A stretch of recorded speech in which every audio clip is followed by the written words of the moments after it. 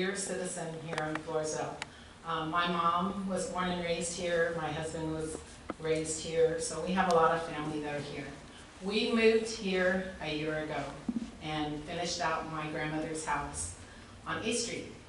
Right next to us is the dog park, the skate park, and a retaining pond that is infested with mosquitoes. Even now when it's cold, our kids can't go outside because they're getting bit up by mosquitoes. I have brought this to the attention of the city manager time and time again. I asked for a meeting with her. She finally agreed to meet with me when I threatened to sue the city if one of my family members got sick. So when she agreed to meet with me, I asked for the meeting to be at the park. She was 20 minutes late to the meeting, and then she pulled into the driveway and blocked the driveway going into the park. That's as far as she would drive in. And I told her, I said, your car is blocking the driveway. It's going to get hit. And so then I asked her to walk the park with me so I could show her our concerns, and she refused. Her quote was, just show me what you need and I'll see if I can get it done. There's a water reservoir that belongs to HEB, and then there's the retaining pond that belongs to the city. I went today to look. The retaining pond is full of infested water. It has nowhere to run because the city is not running the water from that pond any further than that pond. The skate park has lights, which is great. The dog park, however, is the only city park in Floresville that does not have lights. We have Floresville residents that are there in the morning at 5 to walk their dogs in the dark. Right now it's dark. We have residents that are there walking their dogs in the dark. It's very unsafe. We've gone to each and every other park here in Floresville. All the other parks have lights, and we don't know why. So when I brought this up to the city manager, she listened to what I had to say at the park. She wouldn't walk the park. She wouldn't see what I was trying to show her, what were the issues. There are sandbags between the Floresville retaining pond and the HEB retaining pond to hold the water back, and we don't know why. But she wouldn't walk to look at it with me. So she said, okay, well, I hear your issues, I'll take care of it. And I said, okay, I said, can you please call me and give me an update on what's going on? She goes, no, when it's done, you'll see it. And that was the last I heard from her. I've called her back, and I get no response. And I understand now she's out until January. We need help at this park. This park can be a really beautiful place, but it has to be a safe place. And right now, the dog park that's very, very nice, the city maintains it, has no lights, and we don't know why. Thank you. I didn't get her name. Elaine Arocha. What's her name? Elaine, I will have to ask Monica. Elaine Arocha. Okay, thank you, Elaine. Thank you very much. Any other citizen comments this evening? I would like to say something, Mayor, if there's no other citizen. Let me just double check to make sure. Monica, there's no other citizens' comments? There are no other comments, Mayor. Okay. All right, okay, then go ahead, Councilwoman Cantu. Well, my name is Graham Ross, Cancun City Council and Mayor Pro Tem. I just want to say how disappointed I am to find out from one of our employees that they will be terminated at the end of December. It was my understanding that the City Council had decided to review the budget in January and make a decision then. I wanted to discuss this in executive session, but I know this would be against the rules. I just feel that this is a matter that needs further discussion. And I also want to thank our employees for going above and beyond while fixing a main water line that broke on Plum Street Tuesday night, Wednesday morning, They work diligently from 6 p.m. until 3 a.m., returning at 4 a.m. to clean up. We appreciate all their hard work. I also want to thank Johnny Barrial and Cindy, our finance director, for working so hard to find solutions when and where they are needed. That's all I have to say. Thank you, Councilwoman. Any other comments? I have no other comments here, Mayor. Okay, thank you. Moving on to old business, consideration and action, item 1A. Consideration and action to approve the meeting minutes for the regular council meeting of November the 12th of 2020. Council, I believe you received your packet. I hope you have had a chance to review them. I will give you a few moments and then I'll entertain a motion unless there's any changes or questions about the meeting minutes. Madam Mayor, there is a change on the November 12th, 2020 meeting. One of the sections were, let me see where it was.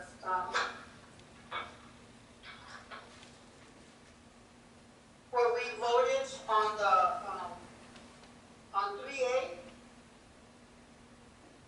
3A, Jake voted against. She voted no.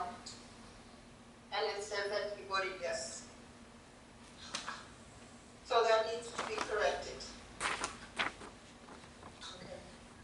Mr. Lees, did you get that correction on there? Yes, I have. And with that said, I want to make a motion to approve the minutes for November 12, 2020. Okay, I have a motion on the floor. Do I have a second? A second. I have a second. All those in favor, please raise your right hand or stipulate by saying aye. I believe it passes 5-0. Thank you. Moving on to item 1B, consideration action to approve the meeting minutes for the special council meeting on November the 13th of 2020. Council, I'll let you review them for a moment and then let us know if there's any changes or comments. I was questioning whether Councilwoman Jimenez was actually absent. I believe I remember her being there.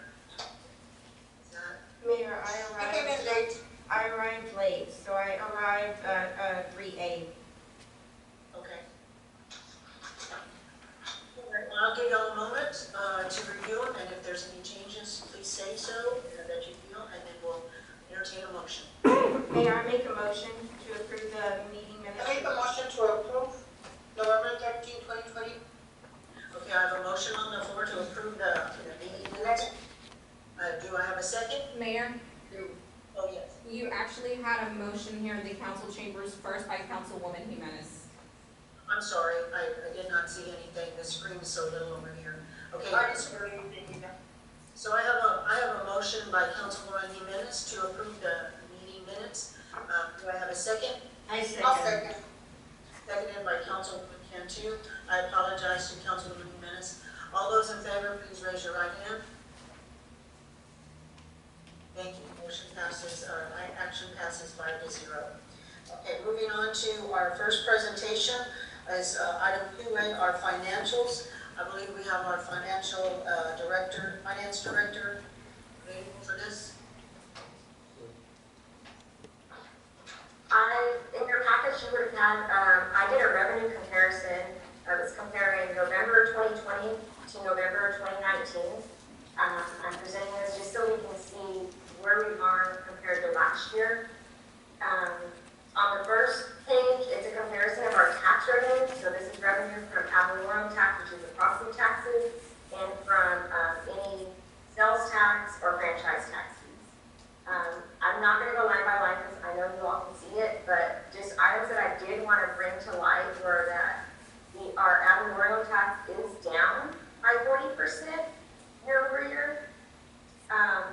I know we do have to pay our property taxes, but my main concern is just the timing of when we will receive this. I know homeowners were given an extension, so we could be looking at 90 days delay or maybe even longer, or maybe it would go into the next year. I'm not sure on that, but again, I just wanted to bring that to your attention. We are down from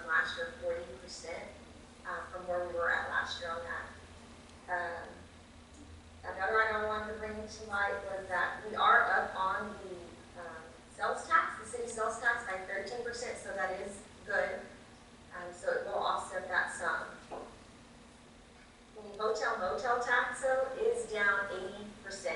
So to date, through October, November, we've only received almost $14,000. When last year we were close to 70 at this time. My only concern is that we do budget our event center salaries from there. So we are having to cover that right now. So we will probably look at maybe doing some adjustments or looking at that in the near future. The next item is Fund 850, which is our debt services. So that property tax, you have a portion that goes to the city that we can, spend for our usual day-to-day for the general fund. But then you have a debt services, so for our bad debt that we pay our bonds and services through. That is down 20% from where we are last year. Again, these are property taxes. You probably will receive it. It's just the timing.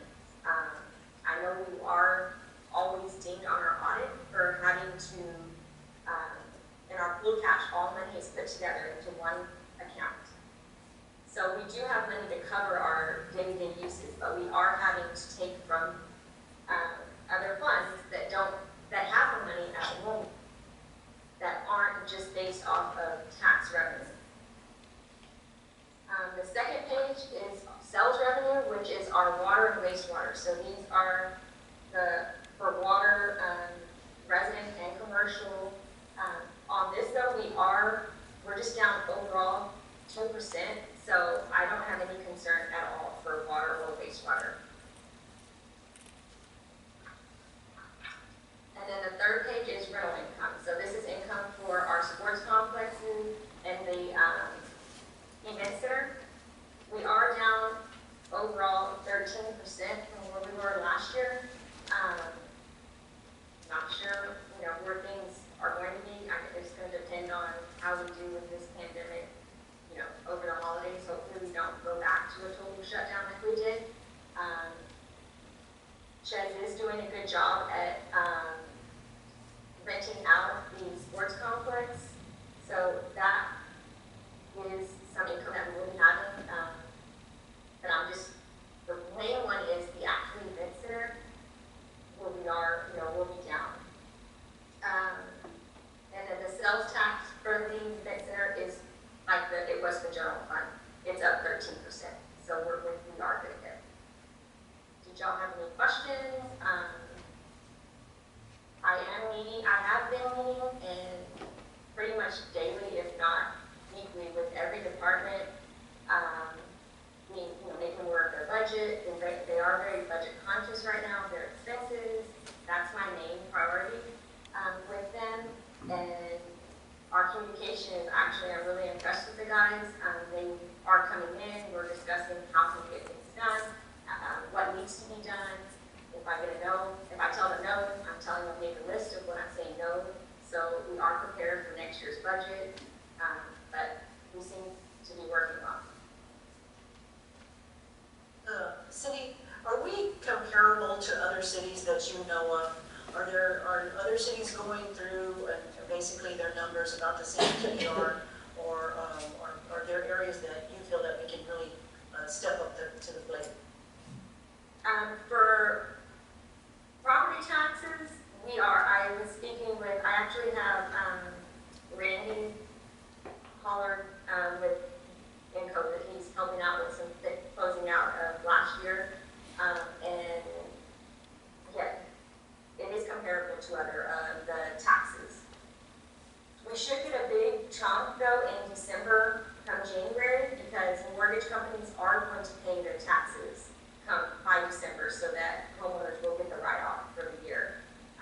So come January, I'm hoping to see that check, and hopefully things will be better aligned, or I can at least see, it'll be a better picture of where we will be. But sales tax across the board, I've heard that it is up. So, yes. Council members, do y'all have any questions or concerns for Cindy?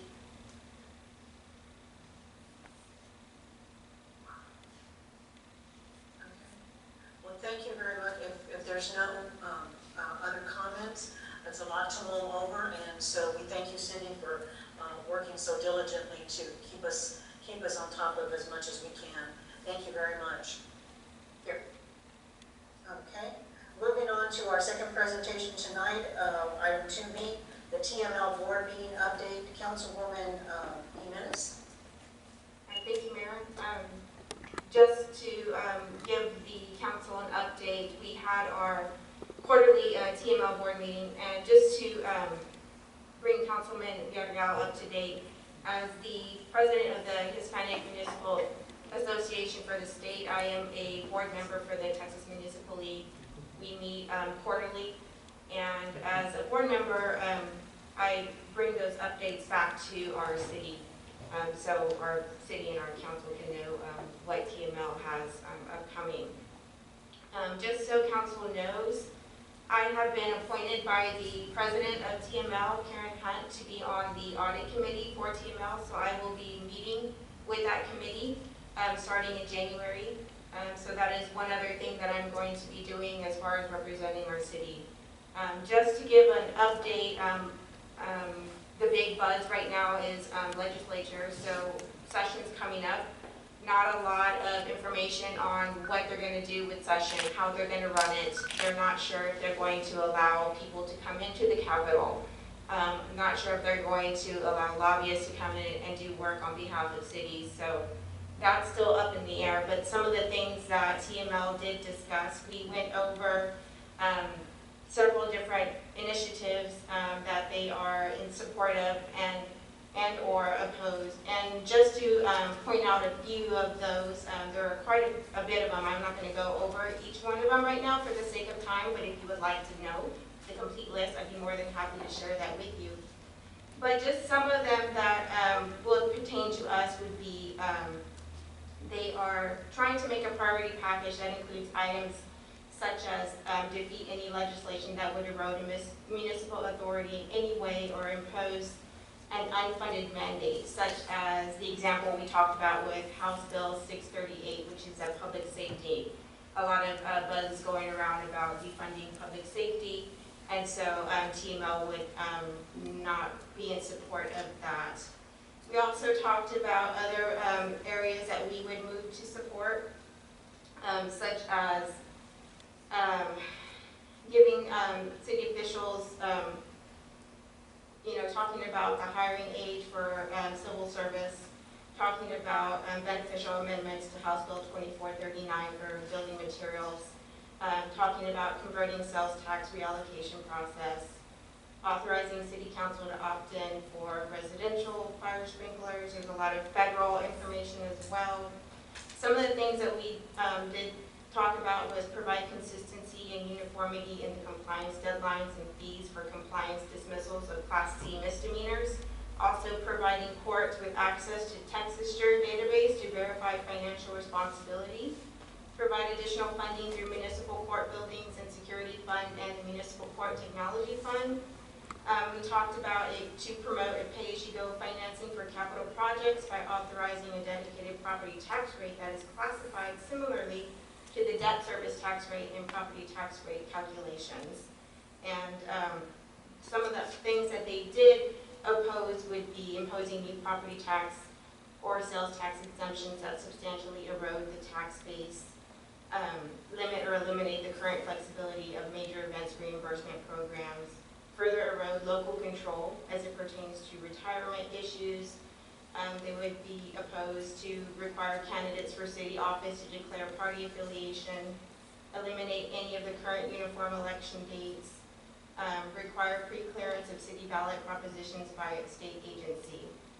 And some of the issues that they're taking no position on, they decided not to because it would be a city versus city position because some of these issues may benefit one city but not another. And so those are just some of the items that we had talked about as we start preparing for legislation. And Mayor, I want to thank you for signing that letter. I had copied everyone on the letter for submission to promote advocacy on behalf of cities. So thank you for getting that to me quickly. And I did send that on. And I think if you saw one of the last updates, they they did talk about how mayors have submitted letters as well. So that's all that I have for now. But if anybody has any specific questions, you can contact me anytime. Thank you very much. Thank you for keeping us updated on that, and it was my pleasure to sign that letter. We appreciate all the hard work, and I just want to say I appreciate the sound system tonight, because I think this is one of the best sounding meetings we have had in a while, so thanks to Sam Trevino and everybody who put that all together for us. Alrighty. Madam Mayor, I also want to thank Marissa for the information and congratulations on being elected to the TML Audit Committee. Thank you. Did you hear? Yes, thank you. Alrighty, well, thank you for that, and moving on to item 3A, consideration and action to award a package for the event center parking lot improvements. I'm going to hand this over to our city secretary, and I think our city attorney will also have a part in this as well. Yes, good evening, Mayor and Council. So I sent an email out late this afternoon that was from Intrepid Surveying in reference to the bid packages that were received this morning. This is something that Mrs. Turner had scheduled and on track already. If you recall at the last council meeting, you all gave the go-ahead to advertise for bid packages. I have Mason here with Intrepid that can kind of discuss the bids and the numbers that it came in at.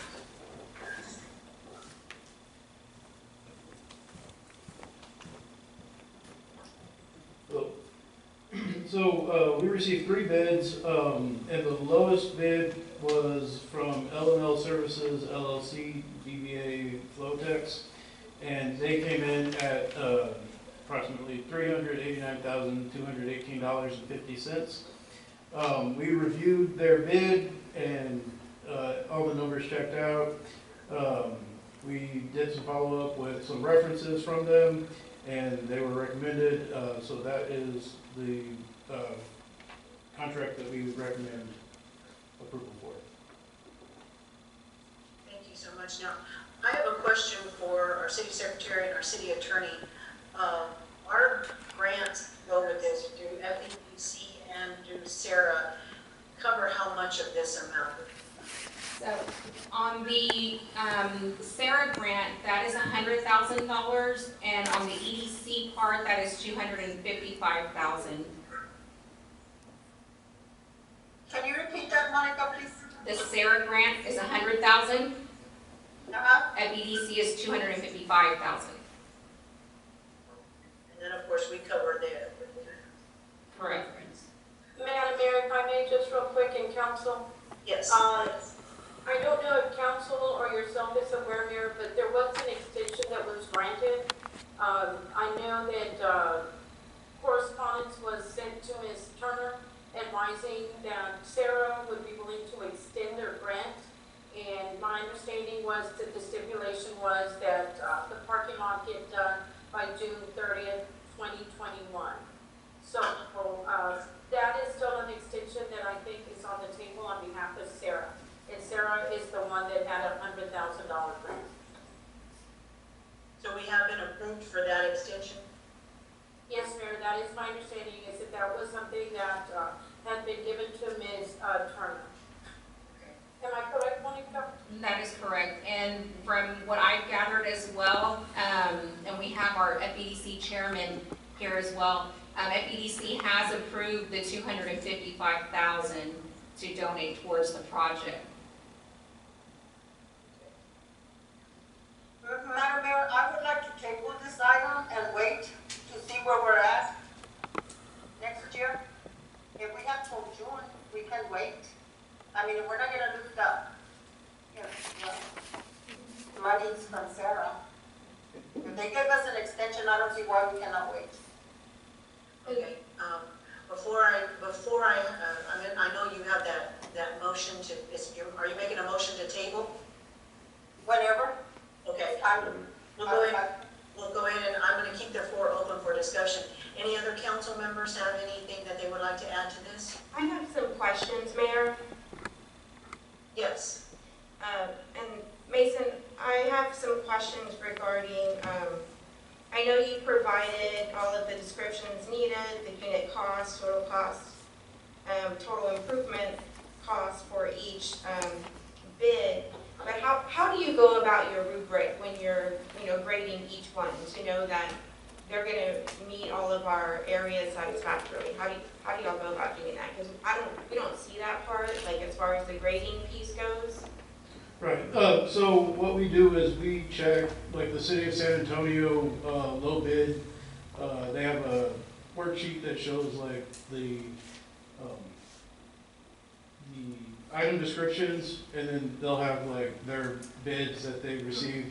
So if it's around there, that, if the unit price is around what their unit prices are, that's usually what we look at. Okay, thank you. And you also said you contacted other cities that recommended. They provided references, Uh-huh. and so we have contacted a few of those references, and we've today, and we received I believe one phone call back today, and they said that they were happy with their work. Did they do the same scope of work that we're asking them to do? I believe so, yes. They did site work. They Okay. agreed. And they were completely satisfied, projects Yes. were completed on time? How long ago was the project completed? I am not sure. It was just a reference that we received. Okay.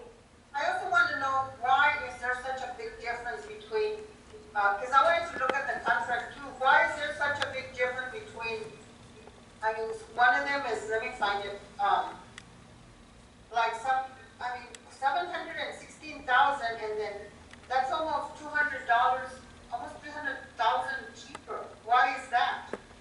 These are what we have received from the contract bidders, and that's what they bid that their unit prices are going to cost.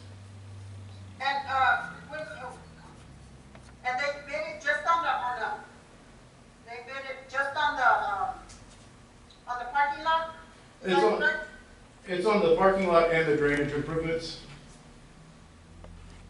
So What do you mean the drainage? I don't understand the drainage improvements. So for the rebate from Sarah, it needed to include low impact development for like stormwater management and like runoff pollution control.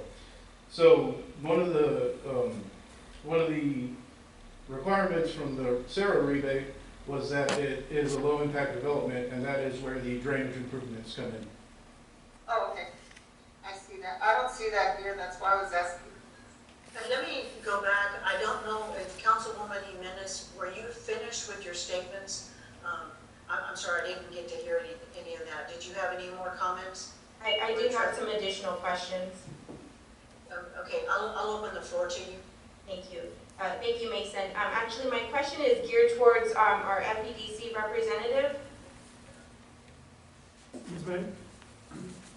I do know, FEDC had been talking about, ever since I was on EDC, we had talked about, helping the city with funding for the parking lot, for the event center parking lot. Now, my only question about waiting until 2021 is I'm not sure if that money would be available from FEDC to assist us with this expenditure. Well, if the council sees that this is going to be a project that the city wants to move forward, yes, we will definitely be available for that. But, I know the revenue is generated off of sales tax. Yes. And considering the pandemic, there's nothing that says that you would be able to, not you per se, but FEDC would be able to provide the exact same amount. Well, the FEDC does have a lot of projects that are coming up in the future. Yes. So it would be worthwhile for the council to make some type of commitment. Correct. Because we do have projects along 181, we have projects here in downtown. So there are other ways that we could use that money. Mm-hmm. With the bid being at, I think it was 289, that's very little use of hotel motel tax, so that's a good thing. Because as Cindy mentioned, the hotel motel tax is down 80%. Right. So any opportunity that you could do a project without spending that hotel motel tax is great. Correct. Roy, do you want to say Mr. anything Hydrax, else? did you have anything else to add? Yes, I do have, my name is Roy Wright, I'm the treasurer for FABC. And my concern is within the limit, It's a little bit closer. and the limit that we asked, when this project got in, it has a limit not to exceed certain amount. And at this time, we're providing $250,000, and then Sarah providing another 100. So we're 250, and then the bed that you're talking about is how much over? 35? 35,000. And that was the lowest bidder or not the lowest? That's what the lowest bidder. That was the lowest bidder. Okay, so the difference will have to come from motel tax where I'm a board member. Yes, So we need to vote on that right. to get that approval.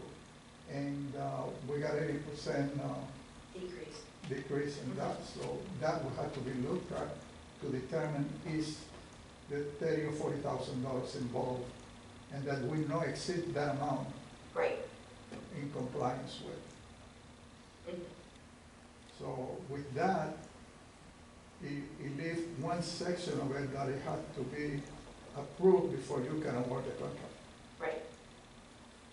I'm sorry, what did you say, Mr. Everett? I didn't hear you. That since we have to do with I the, cannot hear you. we have to deal with the Bureau of the Still cannot Tourists, hear you. with the tourists, so that's part, Am I extra the part only has one to that come from cannot there. hear? I believe it's something with his mic. Councilwoman Okay. Cantu? Councilwoman Cantu, Yes. can you hear me? Yes, He was talking about, because we would have to pay the overage from hotel motel tax, and he is on the tourism bureau. So that would need to go to the tourism bureau for, a recommendation for, a vote to, fulfill the rest of the money, that $35,000 that would be left. so, that he would have to go back to the, No, we never did ask for any money from that I cannot part. hear you. No, he said they had not been asked for money. I can't hear you either. Oh. I know they were working on the microphones. So what he's saying, Councilwoman What did he Cantu, say, Mayor? I didn't hear them. I know. Councilwoman Cantu? Yes, So what he's saying is the difference that the city is looking at using in hotel motel tax money, they would have to go before the board to get that approved before we can actually agree to the contract on the bid. yes, so that's why we have to table it. Right? Well, that's gonna be up to the council. I do have, Mayor, I do have another question. I mean, where are we gonna get that money? I mean, if the motel taxes are down. And what happens if it's not approved? Okay, hold on, I'm gonna open the floor to Councilman Villarreal. I know you had a comment. Yes, ma'am. That leaves us at something like $35,000 that the city would have to provide. I realize when we're talking about $250,000, $100,000, this doesn't sound like a lot, but that, to one of our furloughed employees, that sounds like a lot. So I can't in good conscience really see myself spending that or voting to spend that. I understand what you're saying, and by all means, you have my support if you decide to spend money elsewhere. If you want to take that $250,000 and forget the parking lot, I'm not going to lose any sleep over it. That $255,000 that EDC has allocated just for that project. I know, but it was said that it might be used elsewhere downtown. That's what the president, FEDC representative, just said. If it was to go to something else, that doesn't affect my decision whatsoever. Just to clarify that I have comment, a question for our attorney. Correct me if I'm wrong, is that because we have, Mr. Idrick said, because of that difference in the amount the city would have to pay, before we could go forward, we would have to get approval for that hotel motel tax money? Is that what, Sandy? Yes, ma'am, that would be the best way to proceed, because if you don't get approval for the remaining balance, it would be harsh if the city would have to pick up that amount, Mayor. So yes, my recommendation would be for Mr. Reinbach or whoever is on that board to go ahead and place it on their agenda so they can consider the rest of the monies to see if somebody will approve coming up with the rest of those monies instead of it falling back on the city, Mayor. And that's, again, because of everything that the city is currently facing. I would ask for that to take place. I think that's the prudent way to proceed in order to avoid it falling back on the city. Okay. Mr. Eidrich, I know you've been wanting to say something. Yes, I would like to make a comment. Although They can't hear you. So like really close to you. I would like to make a comment that you have to understand that the money that we use is dedicated money. And it can be only used for a specific purpose only. So payroll or anything like that for the city is not involved because we're a separate entity. We rent from the city, we grant it from the state, but we are not part of the city. In a way like proxy. So the money is dedicated to And Mayor, create. if I may, just one last suggestion. yes. I know this is a very big project. We're looking at monies, or we're looking at differences on bids from 300 up to over 700,000. I would hope, and I guess this is to you, Mason, I would hope that you have a couple of recommendations instead of just one, because they are big projects and there is a lot at stake. And I think what I heard from you, Mason, and correct me if I'm wrong, maybe I'm not hearing correctly, but that there was only one individual or one company that you were able to contact about that lowest bid. Is that correct? Yes, that is correct. We were only able to get a hold of one company today about the low bid. Oh. Yes, that is correct. We were only able to get a hold of one company today about the references for the low bidder. And as you know, Mayor, most of our bids that we submit or that we ask for bids, it doesn't necessarily have to go to the lowest bidder. But there is a big range in prices. So I think that's why I was asking Mason, can we get, is that a possibility, Mason, that the city can be provided with additional recommendations? Yes. Additional recommendations from the low bidder, like the from the references?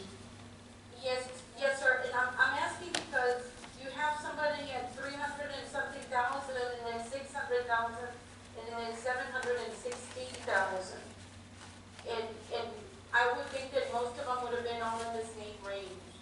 And I want to make sure that the city gets the very, very best that they can, that will have the recommendations and have the bonds and everything else that need to go with them. So just in case something happens that it's not acceptable. Yes, we can get more recommendations. That's my own comment there, because we do have such a big area, and it is a big project, and that there's such a big difference in this. I would hope that we would get at least 2 or 3 more.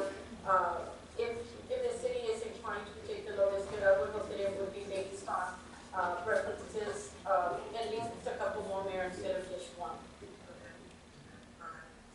Council, do you have any other comments or questions? I have comments, Yes. well, and questions too. This goes back to Mason.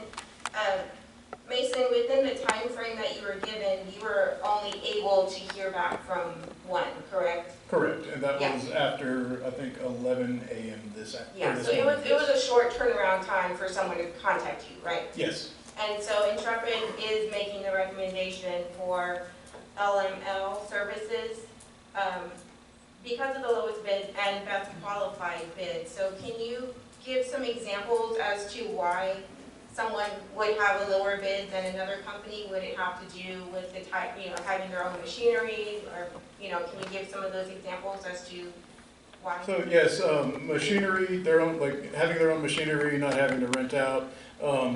Locations can also be like for mobilization, that can add to the cost as well. And then I guess the salary of their staffs also. Okay, thank you. Mayor, I do have another comment. I know we're talking about a parking lot for the event center. We've been talking about a parking lot for the event center for, I don't know, like over 8 years already. And if we are looking at, if we are considering waiting, sorry, Mason, I know I said I was done asking you one more question. This goes back to you, Mason. How long are these bids available for? How long are these quotes bid for? I'd have to look into that. And my concern would Unit be- prices can change, like Yes. if stuff fluctuates, so it Right. might have to, like if it's stabled, it might have to go out for bid again. Right, so let's say we wait, several months, we have to go out to bid again. Given the situation, our current economic situation across the state, prices may increase. And so, we're looking at paying more for work when, if we act on it now, we can lock in these prices, and we're not, really sure what's going to happen as far as our revenue goes for the city, sales tax, hot funds and things like that. So that would be my concern if we are to wait. Would it be more detrimental to the city than as if we were to act now when we have the majority of the funding available to us? Madam Mayor, may I say something, please? Hold on, Councilwoman Jimenez, are you completed? So I'll open the floor to Councilwoman Cantu if you are completed. Yes, I am completed, Mayor, but I do want to say that, I don't want to wait on this. I don't really want to sit on these bids or to wait any longer to do any more of the work. I do feel that if we have funding, the majority of the funding available, that we should act on it while we can. Okay, thank you, Councilwoman. Councilwoman Cantu. Mayor and Council, I don't feel comfortable voting on something that has just been handed to me. I just read it. I just looked at the numbers. I need more time, and I need more questions. I need to call these people and see how many references. I need references. I'm just not gonna go for what? Just look at it and when $35,000 is not a lot. It was not a lot. I mean, they're giving us $350,000. I wouldn't turn that down. If we weren't in the situation that we are right now, we just let go some employees. $35,000 would have paid one of those employees for the whole year. So absolutely not. I am against it. I want to table it and wait. Okay. So whoever wants to, that is my opinion. Everybody has their own opinion. So thank you, Mayor. I yield the floor. Thank you so much. Any other comments by the council? Mayor, can you hear me? If you can speak up just a little bit, okay. There you go. The $250,000 that the EDC is providing, and also any usage of the sales tax, that is not to pay for salaries for any furloughed employees. Like the EDC sales tax and the 4A sales tax is very specific in its uses. I'm not talking about that. I'm talking about the $35,000 that is. Councilwoman, the floor is not yours at the moment. Thank you. Yeah. Well, including the $35,000 the hotel motel tax, it can be used for event center employees, events, or even repairs at the event center like we're proposing. During the budget season, we proposed that we would make some changes to the event center, make some painting improvements. There was also some air conditioning improvements. The parking lot is another improvement for the event center.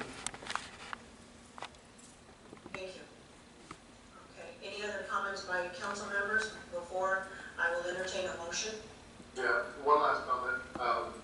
I think we all understand where the money comes from for FEDC and for the city, and we're not complaining about the $250,000. That's great. We understand y'all putting the biggest portion here you know, and Sarah being the second with the 100,000, and that's great, but if they're allowing us to go forward, and that's free money, as you say, you know, coming from San Antonio River Authority, not coming from Floresville at all, citizens at all. You're talking about an opportunity for us to save this 35,000 and for us to breathe a little bit and just see, you know, where we go in 2021. And, you know, we're not arguing that, you know, that we want to spend the $250,000 on something else. I have nothing to do with that. I would encourage you that if you feel like, as you said earlier in your first comment, that it can be spent on something else, on another project downtown, if you feel that, I had commented that that'd be fine. I didn't say, hey, let's put that money toward anything else. I just wanted to be clear. Like, I didn't say, hey, let's put that $250,000 toward employees or anything like that. That's my comment. Thank you, Councilman. Now, at this time, I'm going to go ahead and open the floor for a motion, because I know we have discussed this. We have options, Council. So I will open the floor. Any other comments? And before I do that, I haven't heard from a couple of council members in case they would like to say something. Okay. If not, I will entertain a motion. I make a motion to table this item. Okay, I have 2021. That's where we're at. I have a motion on the floor to table item 3A. Do I have a second? I'll second that motion. I have a second by Councilwoman Jimenez. Any citizens' comments? There are none, Mayor. Okay, if not, all those in favor of tabling item 3A, please raise your right hand. All those opposed? Okay, motion passes 3-2, and I'm sorry, you'll have to tell me the other one. Is it 3-2, Ms. Belize? That is correct, it's 3-2. Thank you. Thank you, Council. All right, moving on to item 3B, consideration and action to approve an agreement between the City of Floresville and the Floresville Little League for the usage of the sports complex. We have in attendance, I believe, our Little League representatives, and so I will turn the floor over to them, as well as our city attorney, or Mr. Bettis. I'm not sure who is going to, from the city standpoint, going to be taking care of that. And Mayor and Council, just so you know, there was an updated agreement that was sent out this afternoon. Okay, is that the one with Sarah? No, there was an updated agreement for the Little League sent out this Oh, afternoon. okay, yes. All right, now, Mr. Bettis, would you go ahead and take the floor and explain to us the agreement? Yes, ma'am. So we do have the agreement. And you'll have to speak right into that microphone. So we do have the agreement placed in, that we did the final agreement. The only thing I can say is the Little League board is here today. The president, he did aware that he did want to come speak to council directly and come back and talk about some of the concerns they had about the contract. So I'm going to go ahead and invite Mr. Tackett up here. And Mayor, if you don't like, I can give you a real brief summary before that gentleman takes the podium, just so they can know the areas. Yes, that'd be great, thank you. Okay. I went ahead and I submitted a redraft of that agreement. You'll know that it's a correct one, because at the very bottom of the pages, it has page numbers. Okay, so if we'll look at page 3, that basically is going to give you some of the meat, where it tells you the term of the agreement. This agreement would be effective from February the 15th, 2021. It is right here, it's starting on February the 15th, 2022, unless there is a termination earlier in that.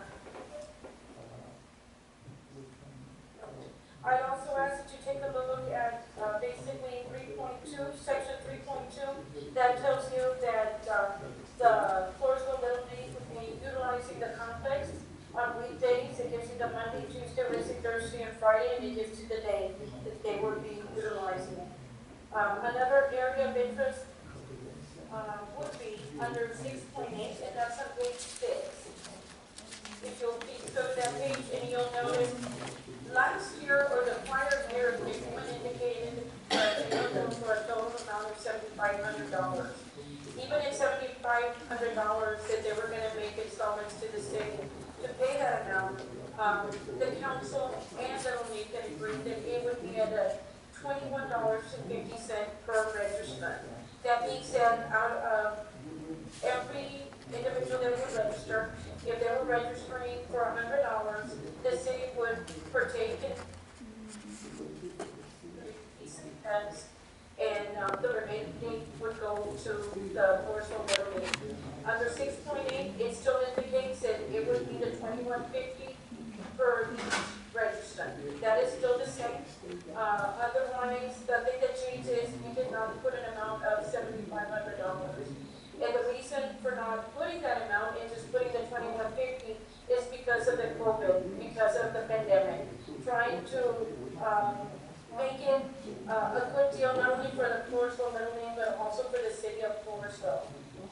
And hopefully they'll be able to get a whole bunch of children involved in this.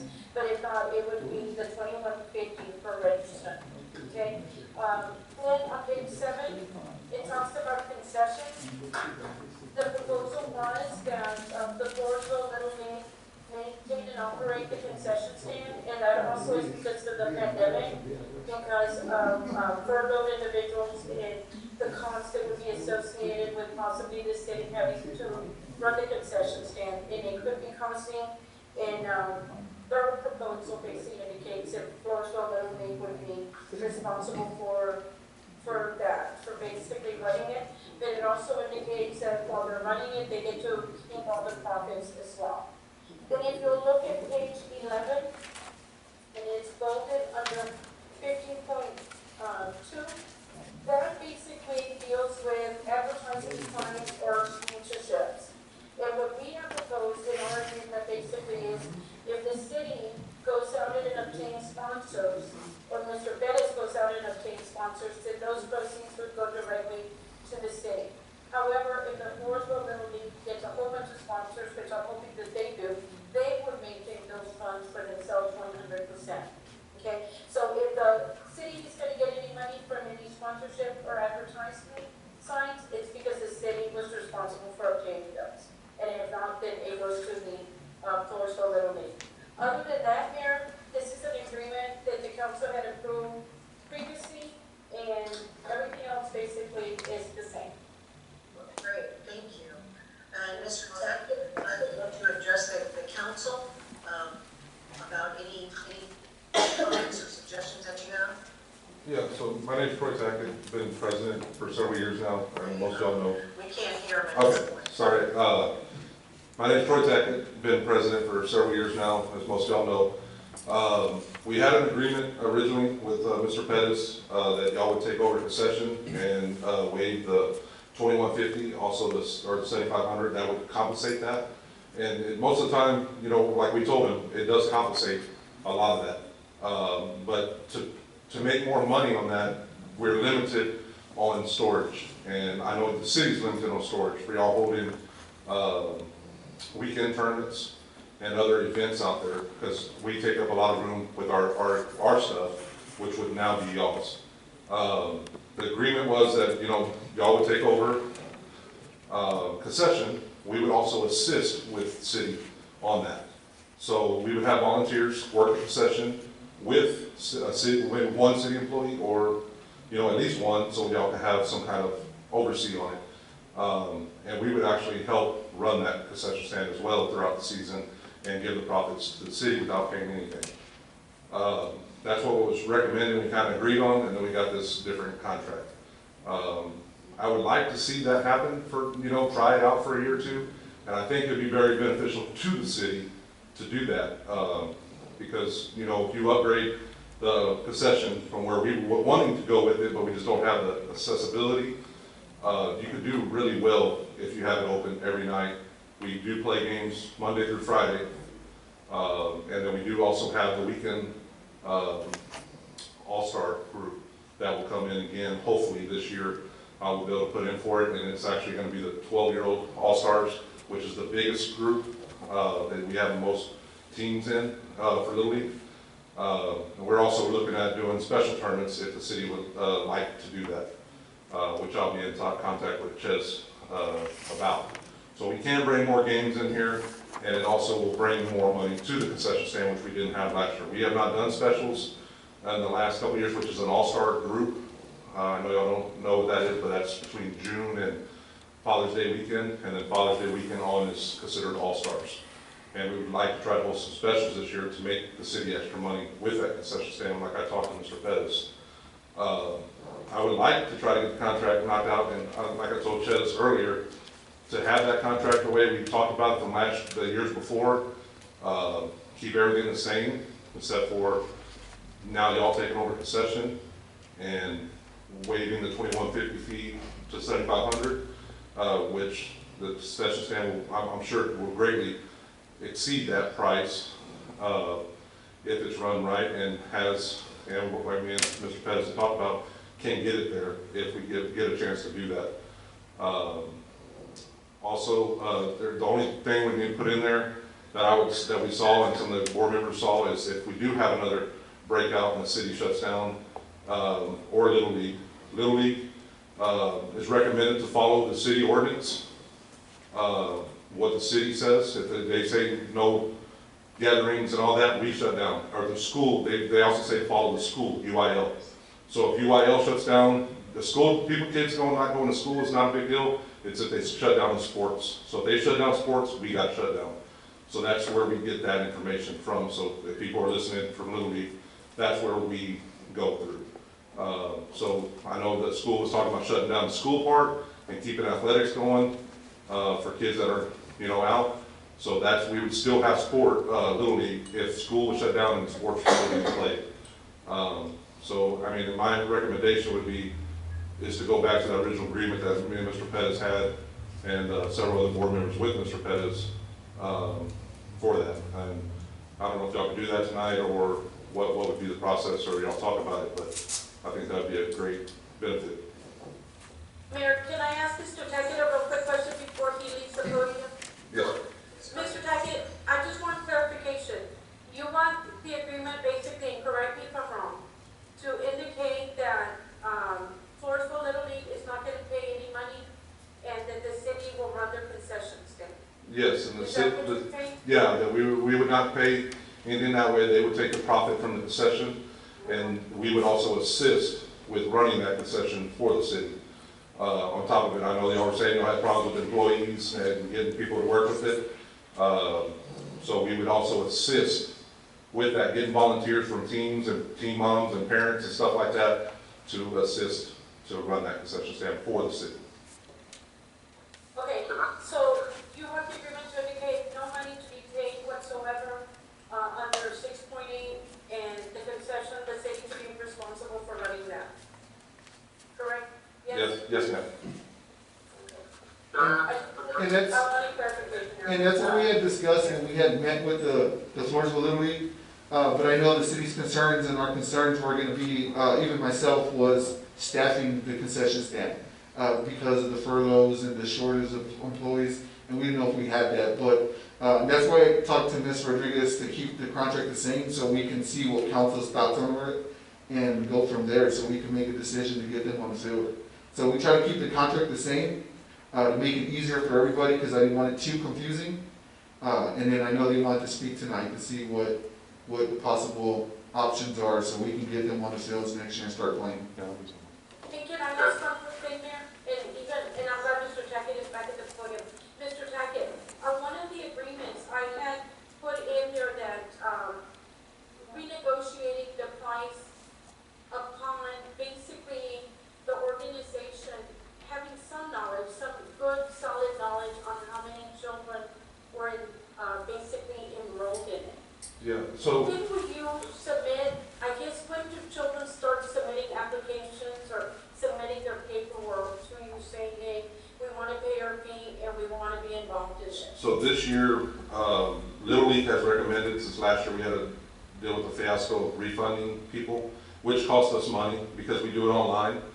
And for every person that registers online, the online company costs, what, $3 or something like that, $3, I would say.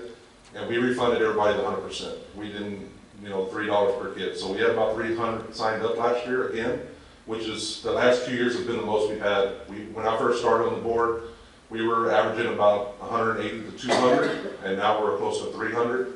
So it's really good that we're getting a lot of kids out there. However, this year, from talking to other organizations, youth like Spurs League or I guess it's FYBL now, they're about 50%. So that's kind of what I'm expecting for Little League, to be about 50% less. So I'm saying probably around 150 kids signed up. Like I said, we usually start signing them up already. We didn't this year because we're kind of in that cloud of COVID. We're going to try to open it up as soon as possible and start taking registration without money being exchanged until we know we're going to actually have a season, which, COVID cases are rising.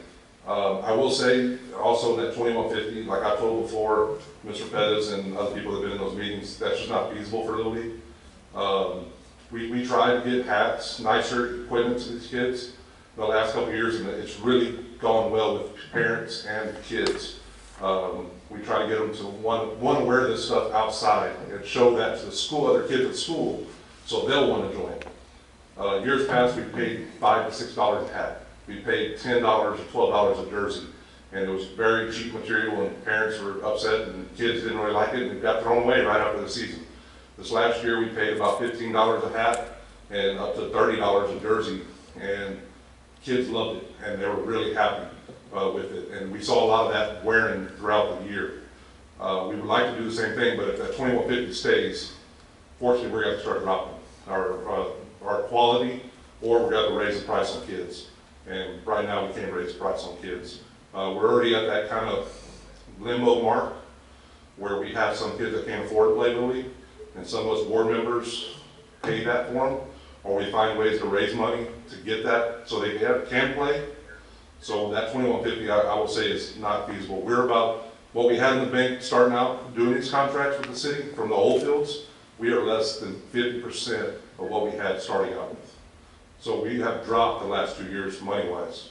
Like I told them, we might have one more year in us if it stays at 2150. I will say that. Unless we raise prices. Would it help the organization at all by adding in that caveat that basically says, this is the amount, however, the organization can renegotiate that prior to opening season when you are more advised as to how many children will be enrolled? Does that assist the organization at all? I mean, you might as well not do a contract and say we'll talk about it at a later date. But yeah, I mean, it's a negotiation. It's not really getting a contract done, but in my eyes, but like I said, we're kind of in that limbo part. I mean, I'd like to get something nailed down. It would be great to get it nailed down today or table it and talk about it next week. But that is something, to have a meeting with everybody to kind of hash out the deal and kind of show the numbers where we're at. I mean, to me, the best bet to go through this year with COVID is for the city to take it over and us try to help out and see how we can run with that. And if it doesn't work out, then we talk about it again next year and going back to that old ways of us paying just a straight fee and us having concession and doing it that way. Council? Yes, ma'am. I think it's up to the council what they would like to do. I would just ask them to let me know so that I can fix up an agreement. And then I agree with Mr. Tackett. It would be nice that we could settle all the agreements today so that he could seal the deal, and it would be great for everybody. But this is council's decision. I have a question. Yes, I'll open the floor to you. Okay, thank you.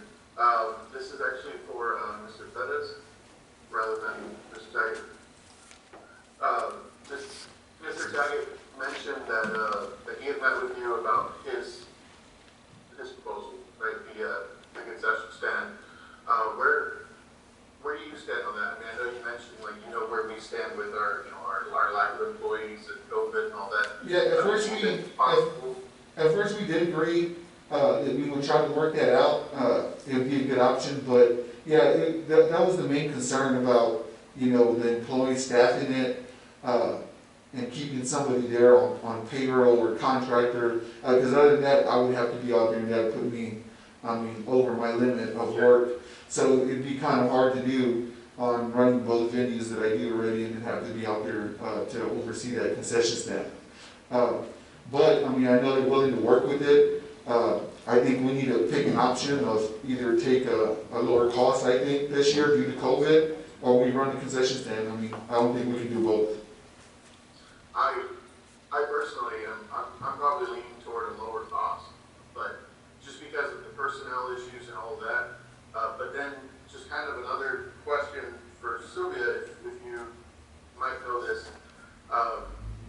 Could we have volunteers run a concession stand while we're doing it for profit? Like if the city was running the concession stand, could we have a city employee and then like 2 volunteers helping them? As volunteers, I need to look at that. That might not be feasible because then we're also going to be responsible for them if they're injured out there. So that's a scary deal.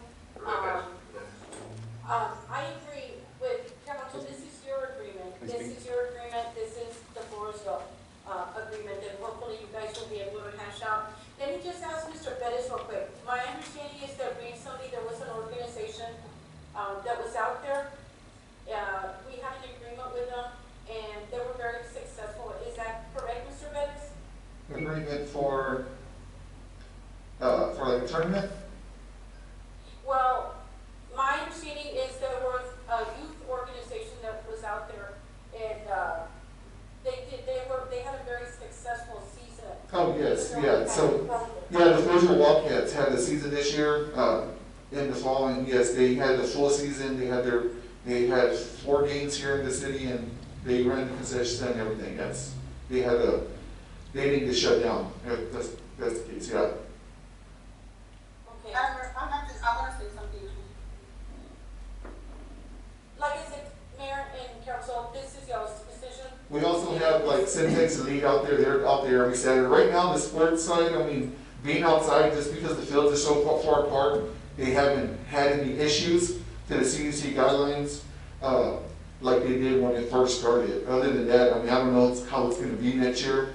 And that's why I asked Ms. Rodriguez to put the contract back the same, just so we can get everything, to see what council wants, what they want to do, if they want to be able to get somebody to staff this, to be able, I hear they're willing to help with concession stand, but I think if we do decide to do this, we do need an employee, we need somebody out there to be able to oversee it. And that insurance? One last question, Mr. Tackett. Yes, would your organization, if the council proposes a lower amount, is that something that your organization would consider? Of course, we looked into that for sure. Like I said, the 2150 is not feasible. Like we said, we charge the younger kids $80, which is the majority of our league is the younger kids. I think we have 11 or 12 teams at $80 per kid. And right now, 2150 is going to take us over $80 with uniforms, hats, insurance, and a trophy at the end of the year that we get for the kids as well. That would take us over that, so that we would actually be losing a little bit of money on those kids, and that's over half of our revenue there. Now, the big deal, like I was telling Mr. Pettis, our expenditure is baseballs, umpires. Umpires are ridiculous nowadays. They are costing us close to $12,000 a year for umpires. And baseballs now have risen for a dozen of game balls, which we go through about 50 dozen a year, is over $50 a dozen. And that's just game balls. That's not practice. That's not any of that other stuff. So we are, like I told y'all, we're below 50% since we started this contract with the city for the new fields. When we had the old field, we didn't pay anything. We have went below 50% of our money in our bank. That's why I say it's not feasible to keep this up, paying $2,150 or $7,500 that deal. But also, I know you have concern about if somebody got injured in that concession stand. Our insurance covers Little League nights. Our insurance covers not just parents, kids, but workers or anything out there. So our insurance would be covering any volunteers or anybody in there working in that concession stand. So are those the only 2 issues that the board, basically the Little League board has concerns over? Yeah, Anything else that the agreement?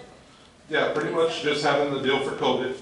If the season ends or was canceled for us, you know, of course, that payment would have to be adjusted some way. And then, you know, like I said, the other deal is to be covering for our expenditure instead of paying with the kids, is to have the city take over concession with concerns, not necessarily the storage.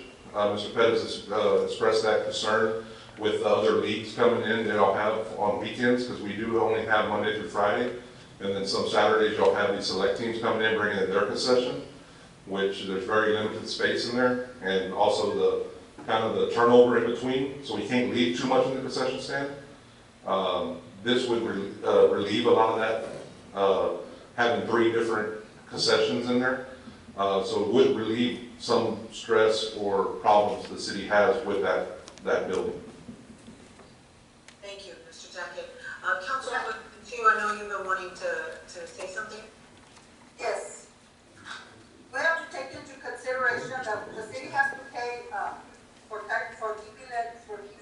for cutting the grass, shopping the fields, and,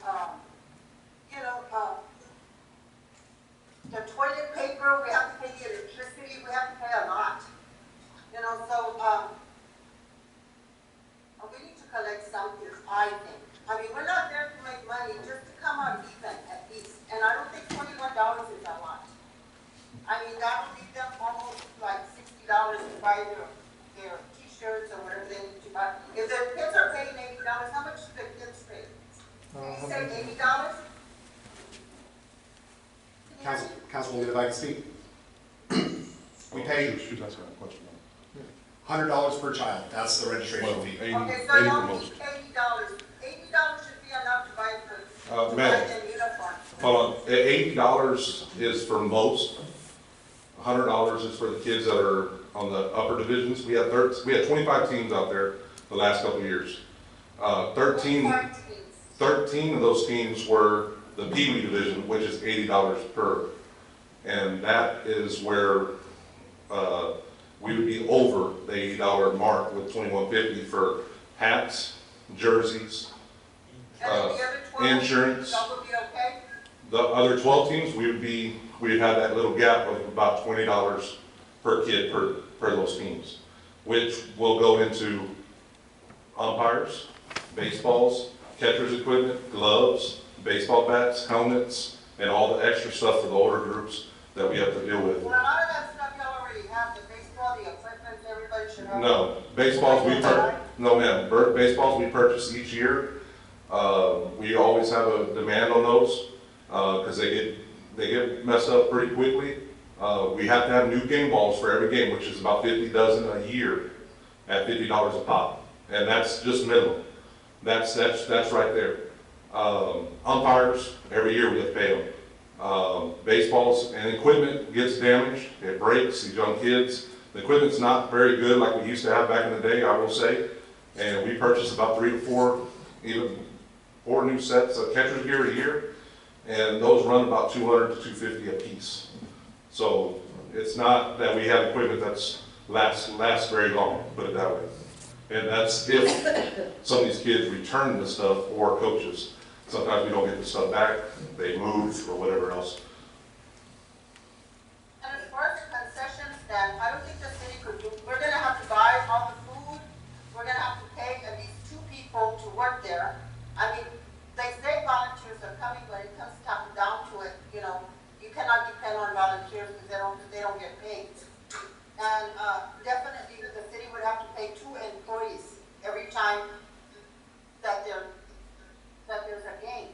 Plus, we have to buy the food, we have to keep it cold, and like Mr. Tackett said, they didn't have enough room to store it. So I think that would be a problem if they go to the concession. Well, like you said, we have to do the same thing when we run concession. You buy the money up front for any of your events in Floresville that you run a concession for.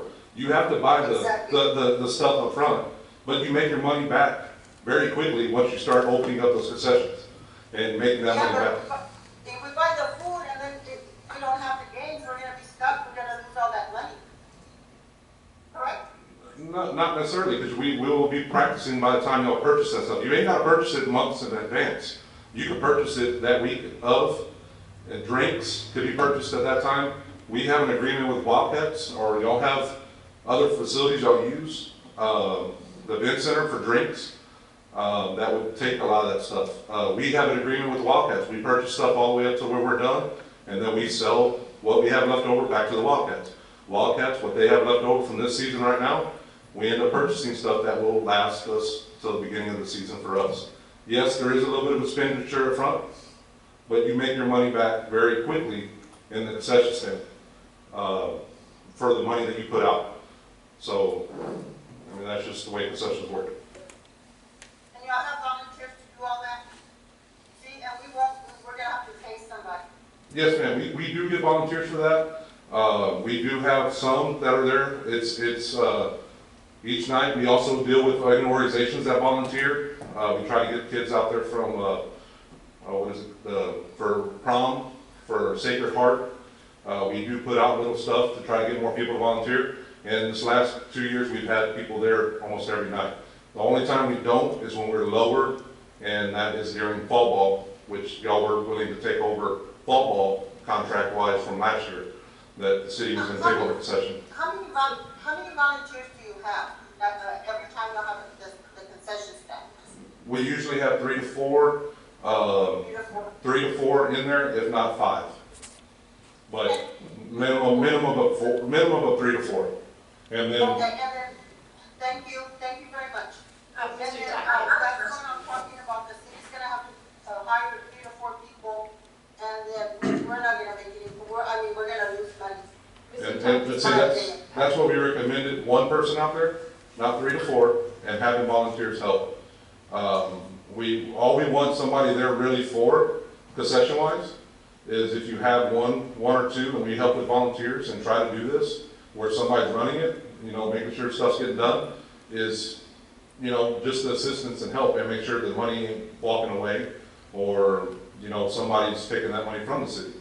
It's city run, you know what I mean? It's like us, we could have volunteers out there and not have any person from Little League out there administrative-wise, but you don't have nobody checking the balance on that. So that would be it. I think Jade had a question? Yeah, so how much do y'all typically make in concession, like money, right? So, typically, and that's low years, we can make anywhere from $7,000 to $8,000 profit, and that's very limited of what we have there now. This is from this last 2 years that we've been at this park. The parks before that, we've made up towards $12,000.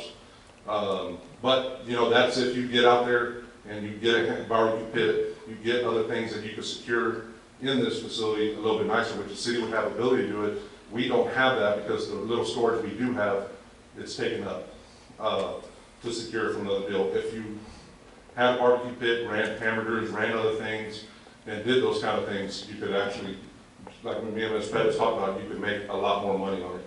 But we just don't have the room to store a lot of that equipment. We barely have room to store the nacho cheese and everything else once we get all of our drinks and chips and all the other stuff in there. Okay, and also, what's a reasonable amount per child if we were to lower the price? I would have to talk to our treasurer to get a reasonable price on that. I would say, from what other leagues pay, is about $5 a kid. I would say, I would even try it at $10 a kid and see where we go from there. But I will tell you that other leagues, most of the leagues don't pay anything for Little League wise. They make their money off season with Select and the other sports to maintain these fields. This is the youth of Floresville. That's the way other cities see it. It's the youth of your hometown, the kids that go to Floresville. We only have kids that go to Floresville school in Little League. That's the way it's set up. The boundaries is school boundaries.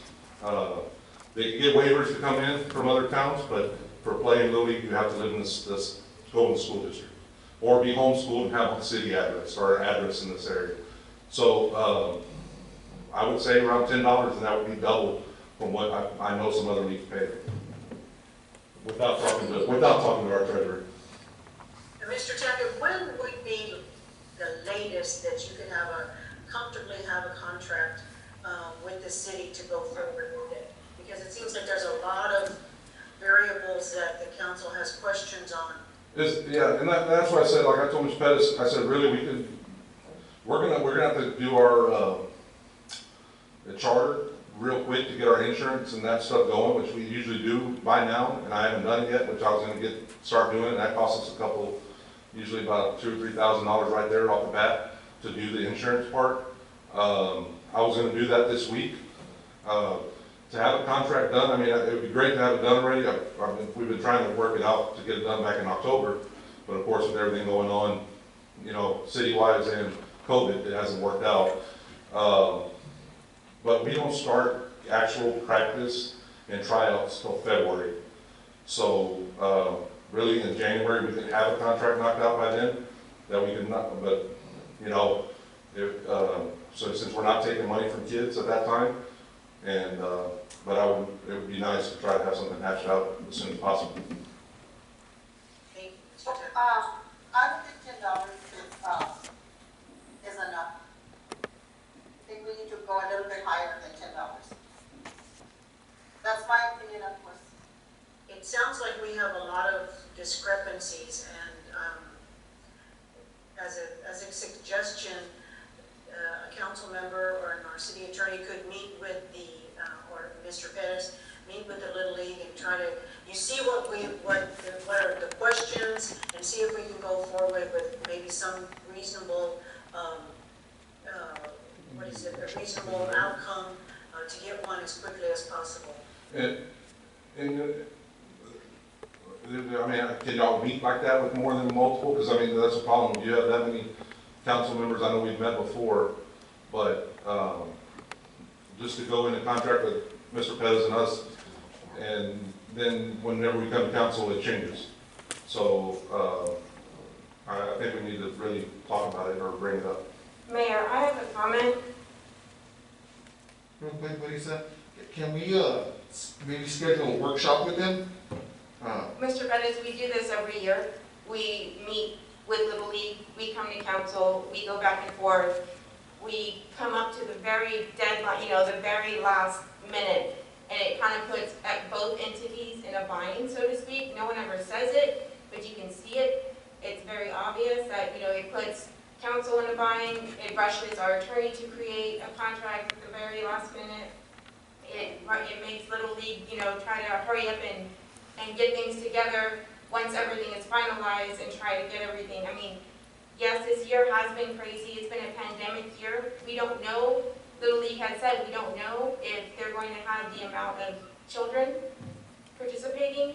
Clearly, you know, council is not speaking up to as far as agreeing to take the revenue from concessions. It doesn't sound like there's anybody from the city that wants to do that or is able to do so, so let's just knock that off the table. We kind of knocked around the idea of lowering the price per child for Little League to pay. Ms. Cantu said that $10 was too low, so I say let's go with 15. Let's do 15 ahead, let's not take any concession revenue and continue with this contract. And Ms. Rodriguez, if we can go through the contract and, you know, make some adjustments as far as that goes into the amount to pay for a registrant, not take any concessions, and then you can draft up the resolution, because on page 1 it says there's a resolution number that would be passed. But and you know, there's a couple more typos in here as well that we can fix. But other than that, please let Councilwoman Jimenez finish, and then I'll turn it over to you, Council. I mean, other than that, I think those were the main things, was the price per registrant and whether or not we're going to take concessions. So it sounds like we're not going to do concessions. Let's just take that off the table completely, and let's talk about, I mean, council, we've helped out businesses with the pandemic. We've been lenient with residents as far as not cutting off utilities when they were unable to pay. Yes, we are having them pay, but we gave some leniency. And, you know, we talk about this every year. The fields are built for our children. These are our hometown children. This is the whole purpose of why we created this sports complex. We do have other entities that are coming in to use our sports complex that aren't able to pay, that parents voluntarily spend money on, which they are able to, and, you know, I applaud that for it, and I applaud their efforts in that. But Little League is for all of our students. We want all of our children to be able to participate, and, you know, and sometimes this is the only thing that they have going for them, and if our Little League board is willing to come forward and make sure that they don't turn away any of our children, I think we need to step up as well as a city and say, you know what, we understand, and it's not just a one-time thing. You know, we understand that this is something that we look at every year, but for this instance, given the circumstances, we're going to have to lower the price per registrant. And Councilwoman Jimenez,